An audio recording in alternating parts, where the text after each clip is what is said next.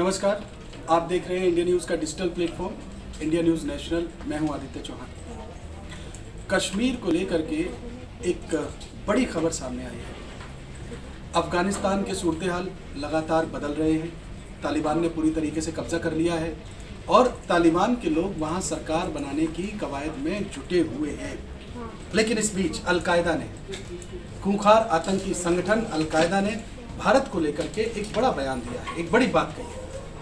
असल में अलकायदा ने तालिबान को बधाई दी है। इस बधाई में ये कहा गया है कि जिस तरीके से तालिबान ने अफगानिस्तान पर कब्जा किया उसके लिए उन्हें बधाई, लेकिन इसके आगे तालिबान ने ये बात कही है कि सीरिया, सोमालिया, यमन, कश्मीर ऐसे मुल्क जो इस्लाम के दुश्मनों के कब्जे में हैं, इन्हें भी आज़ाद कराना है। ये बात अलकायदा ने कही है और इसमें कश्मीर का जिक्र किया है। यानी अलकायदा के इस मैसेज में कश्मीर को इस्लाम के दुश्मनों के कब्जे में बताया गया है, यानी भारत को इस्लाम का दुश्मन बताया गया है और कश्मीर को आज़ाद कराने की बात कही गई है। आपको ध्यान होगा, इससे अभी चंद रोज़ पहले ही जो इमरान खान की पार्टी है पीटीआई पाकिस्तान में, उसकी प्रवक्ता हैं, उन्होंने भी एक टेलीविज़न डिबेट में ये बात बड़े खुल के कही थी कि तालिबान अब आएगा और हमको तोहफे में कश्मीर देगा। तो जिस तरीके से ये बातें निकल के सामने आ रही हैं, उससे ये बात साफ है कि कश्मीर को लेकर के पर्दे के पीछे एक बड़ी साजिश बुनी जा रही है।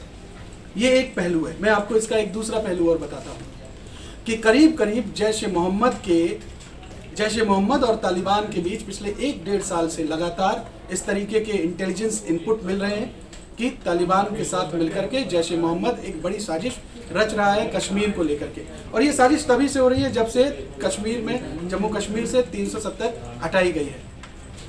एनआईए की ओर से भी एक रिपोर्ट सामने आई है, वहाँ से भी इंटेलिजेंस इनपुट इस तरीके के मिले हैं कि जो आईएस के आतंकी हैं, करीब 200 आतंकी हैं जो जम्मू कश्मीर से जिनका लेना देना रहा है, वो अफगानिस्तान में है। तो जैश के आतंकी, आईएस के आतंकी और दूसरी तरफ ये सारे लोग मिलकर के कभी भी कोई बड़ी साजिश रच सकते हैं। देखिए, तालिबान को कुछ इस तरीके से समझ सकते हैं कि तालिबान एक आतंकी वृक्ष है जिसमें आईएस, लश्कर, जैश ए मोहम्मद और आपका आईएस खुरासान, अलकायदा, ये सब उसकी ब्रांचेज हैं। और ये लोग मिल करके कब कश्मीर को लेके कोई बड़ी साजिश बुन करके कश्मीर में कोई बड़ी साजिश को अंजाम दे दें, इसको लेकर के कुछ नहीं कहा जा सकता। तो अलकायदा ने जिस तरीके से बयान दिया है, इसके बहुत बड़े मायने और भारतीय सुरक्षा एजेंसियों के लिए ये चिंता बढ़ाने वाली बात है। ये अलग बात है कि तालिबान के साथ लगातार भारत की बातचीत हो रही है और उस बातचीत में तालिबान ने इस बात का भरोसा दिलाया है कि अफगानिस्तान की सरजमी का इस्तेमाल हम किसी भी तरीके से किसी भी आतंकी संगठन को नहीं करने देंगे और भारत के साथ हम दोस्ताना रिश्तों को आगे बढ़ाएंगे। तो दोस्ती की जो पींगे बढ़ाने की बात है वो तालिबान लगातार कर तो रहा है, लेकिन क्या तालिबान की इन बातों पे भरोसा किया जा सकता है? कतई नहीं, बिल्कुल नहीं, सिरे से नहीं। इसलिए ये जो अलकायदा ने ये बात कही है, इससे यकीनी तौर पर भारतीय सुरक्षा एजेंसियों की चिंता बढ़ेगी। लेकिन भारत लगातार, जब से तालिबान अफगानिस्तान में कब्जा जमा रहा है, 15 अगस्त को कब्जा जमा लिया था और तब से लेकर अब तक, उससे पहले भी तमाम सारे खुफिया अलर्ट थे, उसके बाद से ही सरहदों पर सुरक्षा तैनात बढ़ा दी गई है। और जम्मू कश्मीर में हमारे जो सुरक्षा एजेंसियां हैं वो लगातार निगहबानी कर रही हैं और पूरी तरीके से अलर्ट पर है। लेकिन आतंकी संगठन कुछ भी बड़ा कर सकते हैं, इसके भी संकेत लगातार मिल रहे हैं। बहरहाल, इस मसले से जुड़े और जो इनपुट होंगे हम आपके साथ यूँ ही शेयर करते रहेंगे। इस जानकारी को लेकर के आप क्या सोचते हो?